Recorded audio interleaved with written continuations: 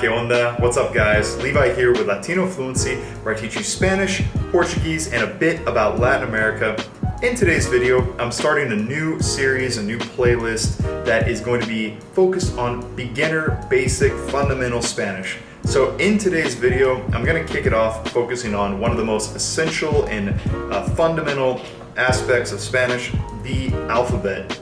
So I want to keep these videos pretty short and sweet, to the point. I don't want to draw this out and make it some long class that you dread watching. I'm going to try to narrow it down to the bare essentials, the basics.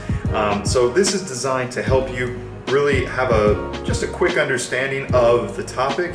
And also, if you are taking a formal Spanish class, if you're taking one of my Spanish classes, or one of my courses with Latino Fluency, then this will be a really nice reference, hopefully, that you can just go pop in, check out a short video, get a quick overview, and hopefully it helps. So let's start with today's lesson.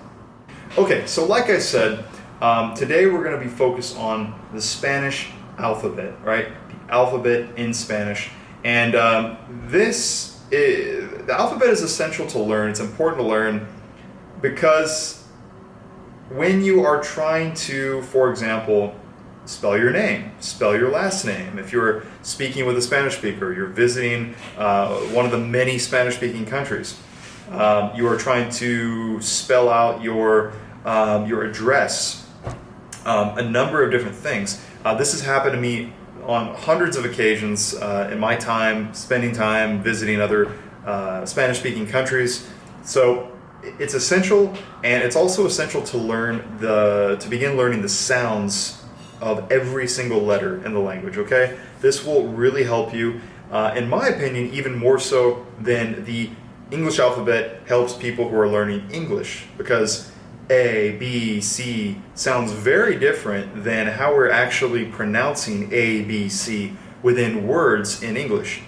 With Spanish, however, Spanish is a very phonetic language, so whenever we are pronouncing words, a lot of these sounds, if not all of these sounds, not all of these sounds, a lot of these sounds though, are very much the same, very much the same. So let's dive in. So what we're going to see here is just the first row. I have the rest of the alphabet hidden here. Let's go through this together. A,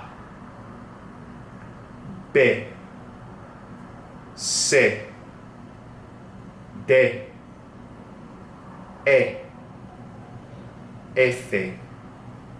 Okay, let's go back to A here. So here below it gives you little hints, right? Like the A in father, for example. Like the English B, all right? Etc., etc., etc. So you also have up here in the top corner kind of more of a literal breakdown of how we would pronounce this as an English speaker. So keep that in mind, and I'll go through these twice, okay? A, B, C, D, E, F. Okay, let's go on to the next row here. G, H, I, J, K,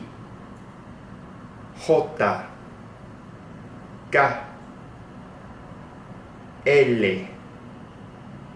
Okay, so with this right here, this is going to be, they kind of have it written like hey, like hey, right?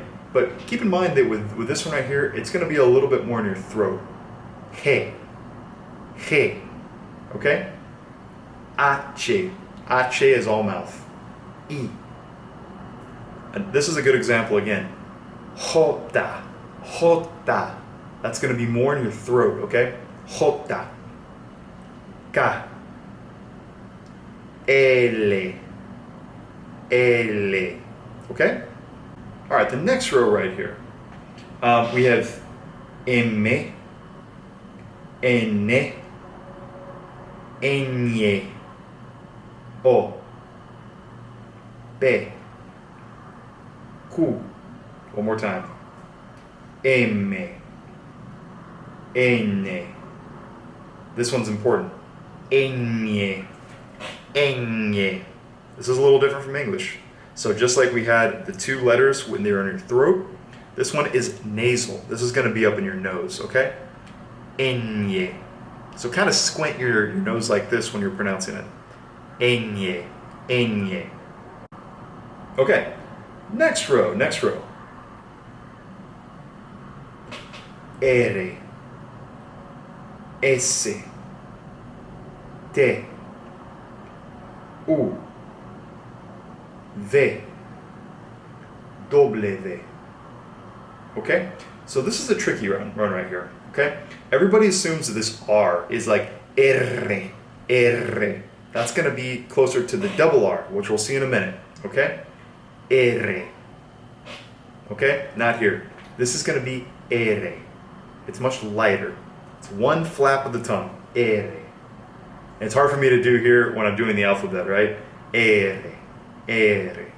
So the clue they give here, like the soft English R, sounds almost like D. Okay, so just one flap.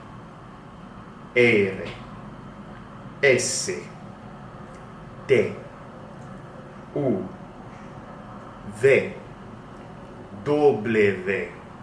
All right, last row, guys. X, Y, Z. Okay, let's go through this one more time. X, Y, Z. Okay? So essential, not that hard.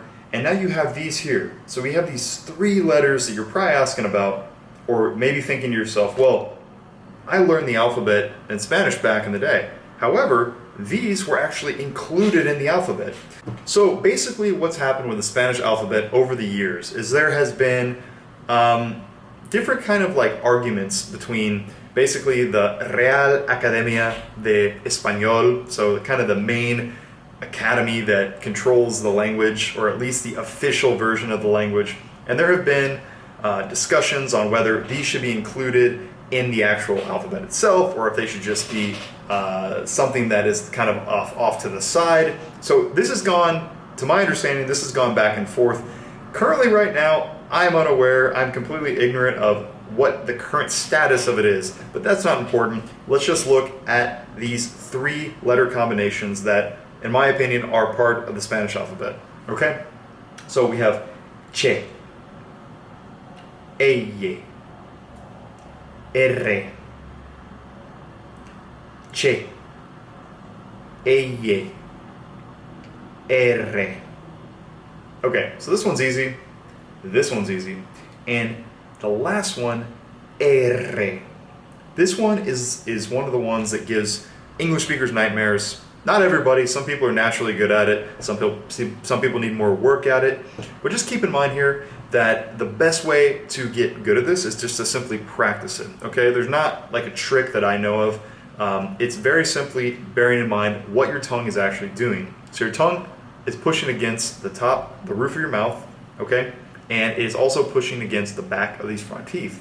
So when you're practicing, practice saying the alphabet. So having that vowel in front will actually help you to practice pronouncing. So you can go E, re, R, R.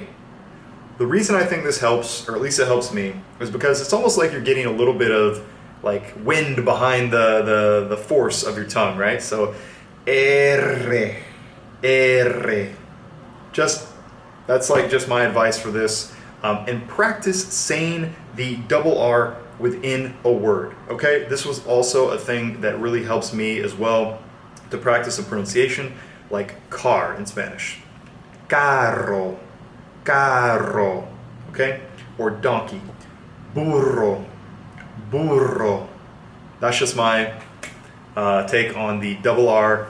The only way to practice it is to say it out loud, to practice it over and over and over.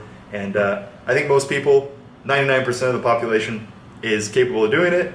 I have met one or two people that just physically, their tongue is not, it doesn't allow them to do it. But I would imagine that that's not your case. So anyways, guys, I hope this makes sense. I hope this is a nice, helpful rundown of the alphabet in Spanish. I will see you guys in the next video. Hasta pronto. Adios.